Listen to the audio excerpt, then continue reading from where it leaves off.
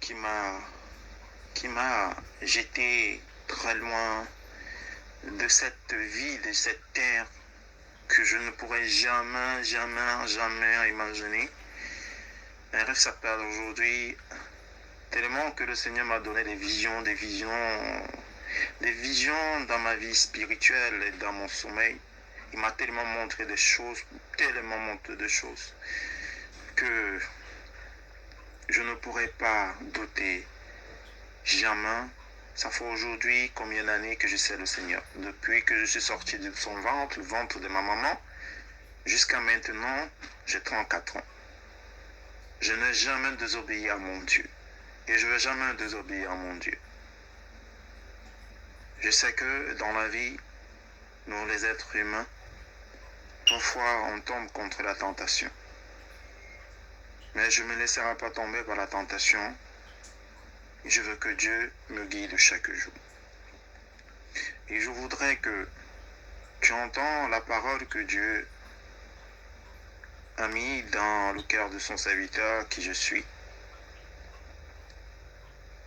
Lorsque j'étais dans une ville, il était tellement obscur. Lorsqu'il était obscur, je marchais toute seule dans ce quartier qui était droit. Mais derrière ces maisons qui se cachaient derrière ce quartier, il y avait le diable et l'obscurité qui régnait derrière les maisons. Moi, je me suis posé la question, qu'est-ce que je marche dans une route droite, mais derrière les maisons, il y a l'obscurité et j'entends les voix. Et lorsque j'entendais les voix derrière ces maisons, je me posais la question que, qu'est-ce que je fais toute seule au milieu de la route? Maintenant, je suis en train de marcher. J'entends toujours les fortes voix. J'entends derrière ces maisons, de plusieurs maisons, j'entends des bagarres, des luttes, beaucoup de turbulences. J'avais tellement si peur parce que je me retrouvais seul dans cette route. Quelques secondes plus tard, je vois le ciel s'est ouvert.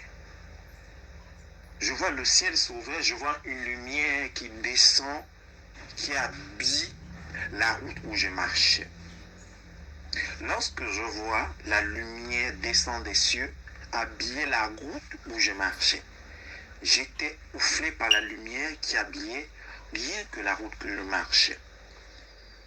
Après, qu'est-ce qui se passe? Je regarde toujours les maisons, les couloirs des maisons, j'entends toujours le turbulent, je vois toujours l'obscurité et je regarde ma route, je vois la lumière dans les cieux qui est descendue. Après, je dis, où je suis même? Quelques secondes plus tard, je vois les anges descendre. Lorsque je vois les anges descendre, je vois la trompette sonner. Lorsque les anges sifflaient la trompette, oh mon Dieu, une lumière, une blanchisseur, un amour que je ne pourrais pas imaginer éclate. Je me suis prosterné en genoux seul, sans qu'on me demande que je me prosterne. Cet homme qui était vêtu de blanc, d'une lumière éclatante, d'un amour infini, car je me suis prosterné par terre, et les anges sifflaient la trompette. Il m'a arrêté par sa main gauche et par mon épaule gauche. Il a posé sa main gauche par mon épaule gauche. Il m'a demandé de me lever. Je me suis levé. Il m'a embrassé. J'ai senti un parfum. J'ai senti un amour. Il m'a confié 3 paroles. Il m'a dit 3 paroles. Il m'a dit, si je suis venu vers toi, c'est parce que je t'ai choisi. Pour que tu fasses la volonté de mon Père qui m'a envoyé, que je viens te transmettre. Moi, je me suis posé la question, j'ai dit, pourquoi moi? Il a dit, ne te pose pas la question, pourquoi toi? Tu es toi, parce que Dieu, qui est mon Père, depuis le ventre de ta maman, tu es sorti pour accomplir la volonté de Dieu, qui est mon Père. Après quelques minutes, les anges ont encore sifflé la trompette. Les gens ont tellement sifflé la trompette. Après, je vois comment les anges remontent des cieux. Quand ils montent des cieux, je me suis prosterné et je vois le Fils de Dieu, blanchi d'un éclat, remonter dans les cieux. Lorsqu'il remonte dans les cieux, ma soeur, le ciel se ferme. Parce que le ciel était ouvert en deux, maintenant il se ferme encore. Lorsque le ciel se ferme, ma soeur, qu'est-ce que j'ai vu après? Toutes les maisons qui avaient l'obscurité derrière, qui avaient de turbulents derrière cette maison, tous sont sortis pour venir me chercher. Tous sont sortis pour venir me chercher. Et je n'ai jamais compris le pourquoi. Tellement Dieu m'a montré beaucoup de choses. Beaucoup de choses. Et que les hommes de Dieu, que je suis allé par mes amis au Cameroun, qui ont vu le don que Dieu a mis en moi,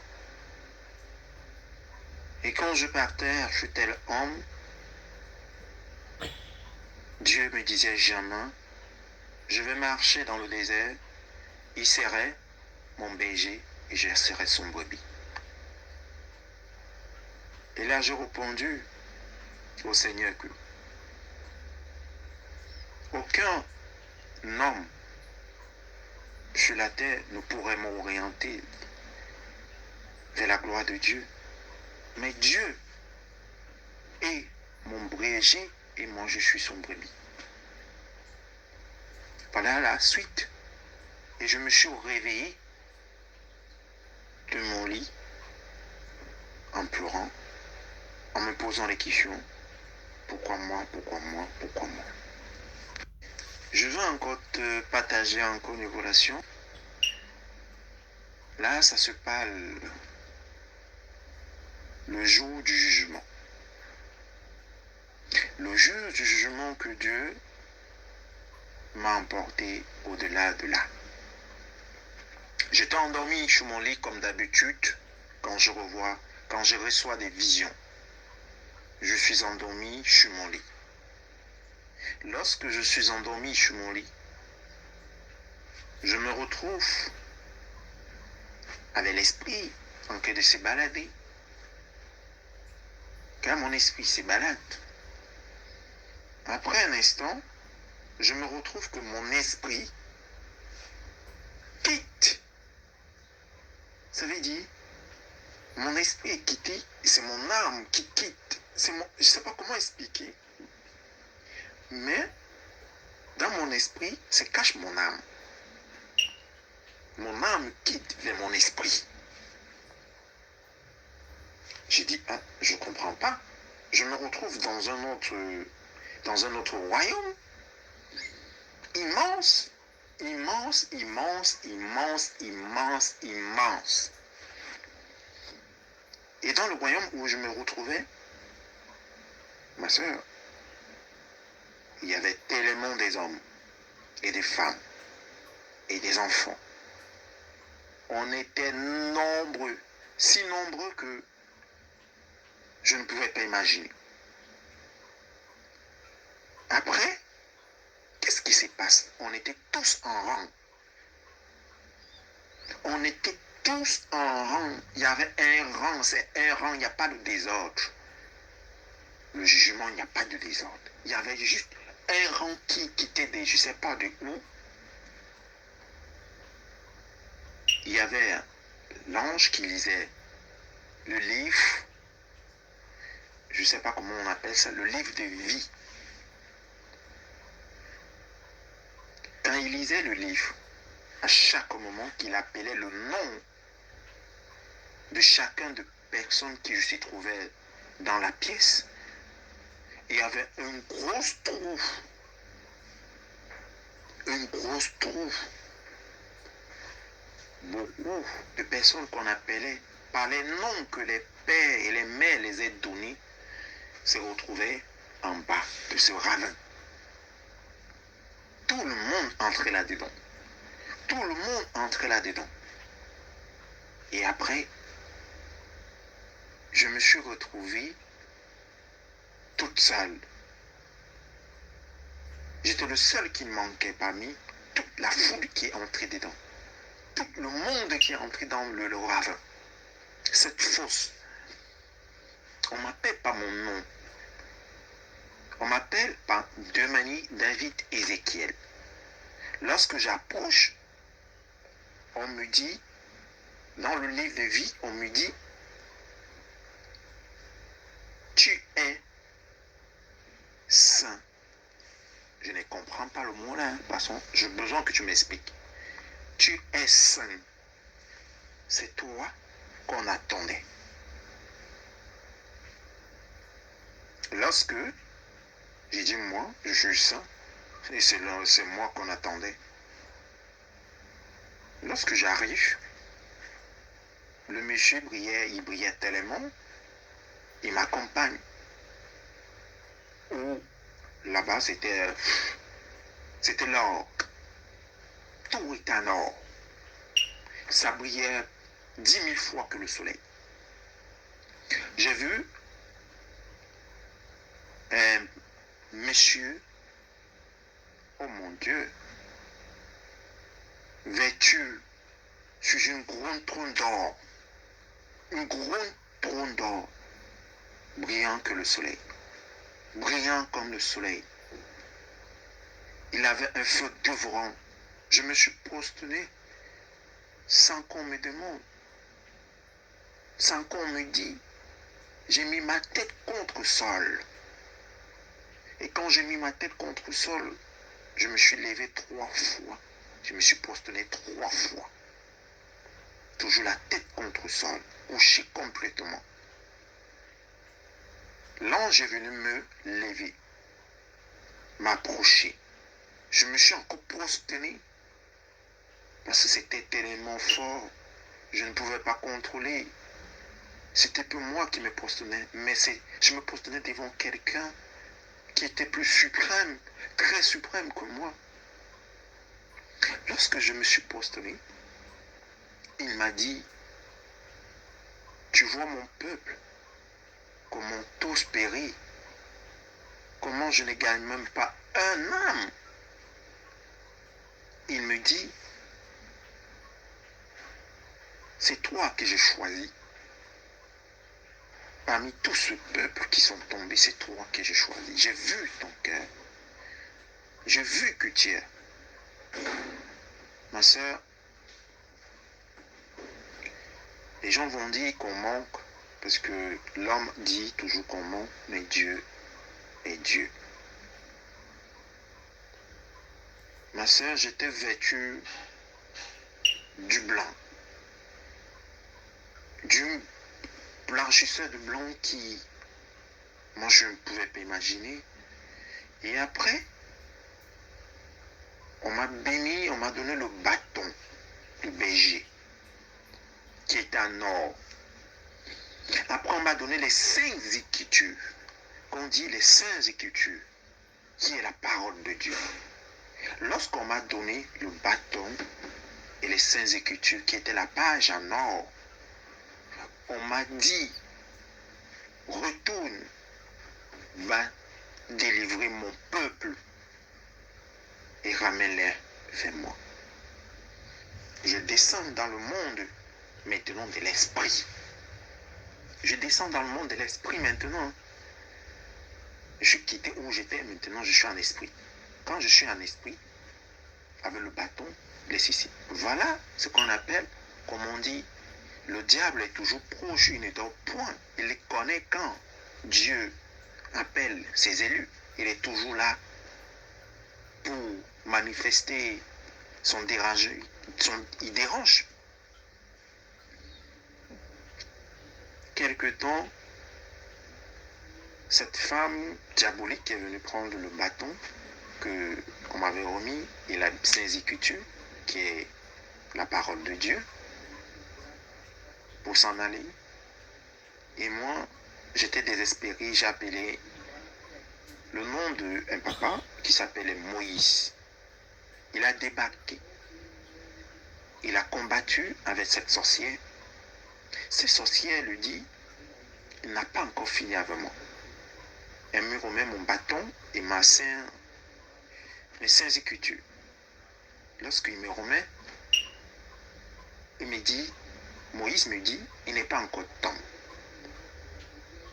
La sorcière me dit, elle va revenir encore. Moi, je lui ai dit, le moment qu'elle va revenir, je serai déjà là pour l'entendre. Ça veut dire, avant qu'elle ne vienne, moi, je serai là déjà en route pour l'attendre. Ce n'est pas elle qui va m'attendre. Et je me suis réveillé. J'ai dit au Seigneur, pourquoi moi et pourquoi moi? C'est une question que je me pose chaque jour quand je vois beaucoup de choses que le Seigneur m'a montrées dans ma vie. Et je sais que le Seigneur a réservé de grandes choses pour son serviteur qui je suis. Je vais accomplir la volonté de Dieu et après partir sur la terre des hommes. Les enfants sont dispersés. C'est parce qu'ils courent après la richesse de ce monde. Tout le monde veut la gloire de l'homme, mais non la gloire de Dieu. Si l'homme cherchait la gloire de Dieu et non sa propre gloire, que le monde et que les enfants de Dieu, ces brebis, vont changer. Mais comme l'homme cherche sa propre gloire, Dieu peut nous regarder, nous laisser marcher, écoutons nos propres désirs. Dieu a besoin qu'on change notre état de pensée. Dieu a besoin qu'on change notre état de cœur. Dieu a besoin qu'on le fasse confiance. Parce que ses enfants ne le font plus confiance. Dieu a besoin qu'on prie sans cesse. Car sa prière est unique. Dieu a dit, je suis l'arbre. Celui qui se déracine de mon arbre n'est plus mon enfant. Mais celui qui s'accroche à mon arbre, que je suis Jésus, il est mon enfant. Dieu, c'est un Dieu jaloux, très jaloux. Il aime qu'on écoute sa parole. Il adore qu'on pratique sa parole. Est-ce que nous, les hommes, nous pratiquons la parole de Dieu? Non. Nous pratiquons la parole des hommes. Pourquoi l'homme pratique la parole de l'homme? Parce que l'homme recherche la gloire auprès d'un homme. Et pourtant, l'homme va chercher la gloire auprès de Dieu, non auprès d'un homme. Nous tous, nous sommes poussière. Nous sommes un vent qui souffle à tout instant, à tout moment. Le Seigneur pleure, car ses enfants sont détournés vers lui. Le Seigneur a besoin de sa créature. Ces créatures n'ont plus foi en lui, mais ont foi au monde visible, qui est le monde du matériel. Nous, les hommes, nous cherchons quoi? Qu'est-ce que nous voulons sur cette terre de vivant? Je sais que chacun des créatures, chaque homme sur la terre et chaque femme veut avoir de l'argent pour construire une maison, pour envoyer les enfants à l'école, pour faire tout et pour être bien vu dans sa famille et dans la société. Ce n'est pas ça que le Seigneur attend de nous. Parce que nous les hommes, si le Seigneur nous a appelés sur la terre, c'est pas la parole, sa parole qui est sainte, sa parole qui est vie. Mais nous, est-ce qu'on croit à sa parole? Est-ce qu'on croit à sa parole ou on croit au miracle des hommes? Que le Seigneur nous aide, que le Seigneur nous oriente dans notre vie spirituelle. Que le Seigneur allume une bougie qui efface l'obscurité dans le cœur de l'homme, car l'homme est assoiffé du pouvoir, l'homme est assoiffé de l'argent, mais l'homme n'est pas assoiffé de son prochain. L'homme n'aime pas son prochain, mais l'homme aime sa propre gloire. Pourquoi l'humanité est ainsi faite? Moi, je pose toujours la question à nous, les êtres vivants. Pourquoi nous réfléchissons autant? Pourquoi nous détestons entre nous? Pourquoi nous tuons entre nous? Pour quelque chose qui ne va pas t'appartenir? Pour quelque chose que ça ne t'appartient pas, tu tues ton frère? Pour avoir la richesse de ce monde? Ou pour avoir la gloire de ce monde? Est-ce que toi qui as tué ton frère, tu ne vas pas mourir? Tu vas mourir.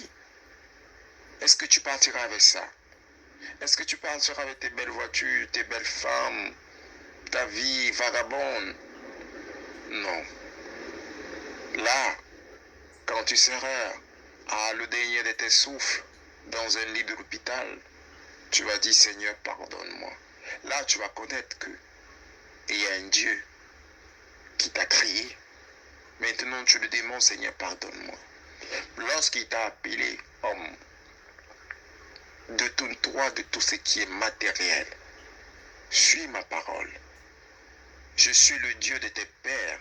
Je suis le Dieu qui a créé tout ce qui est là. L'argent m'appartient. Rien n'appartient à un homme. Mais pourquoi tu t'accroches à ça? Et pourtant tu es ma créature. Et pourtant tu m'appartiens. Mais tu as préféré l'argent, le pouvoir, que de me servir. Oh Seigneur, c'est lorsque la mort frappe à nos visages qu'on se retourne vers toi, on te demande pardon. Mais quand la gloire du monde, la gloire de la richesse du monde est dans notre yeux, on ne te connaît pas. Seigneur, prends pitié de notre vie. Prends pitié de notre vie sur la terre. Chaque personne veut réussir pour impressionner sa famille. Chaque personne veut réussir pour impressionner l'homme. Est-ce que chaque personne peut réussir pour impressionner Dieu? Non. Non, on n'impressionne pas Dieu avec la richesse. Mais on impressionne Dieu avec sa parole qui est vie. L'homme meurt, mais la parole continue. Mais est-ce que ta richesse va continuer? Non. Il va finir par tomber. Il va finir par mourir. Aimons-nous comme Dieu nous aime. Dieu attend de nous un amour sincère. Dieu attend de nous un amour véritable. C'est ça qui est la richesse. La richesse est l'amour. C'est la plus beau des choses que tu pourrais partir sur la terre et dire, oh Seigneur, j'ai aimé comme tu as aimé ton peuple. J'ai aimé ma famille. J'ai aimé tous ces gens qui m'ont détesté. Mais j'ai aimé parce que tu m'as aimé. Est-ce que nous les hommes, on pourrait aimer sans entendre rien en retour de Dieu et faire seulement la volonté de Dieu? Que le Seigneur nous pardonne. Que le Seigneur nous montre le chemin. Amen.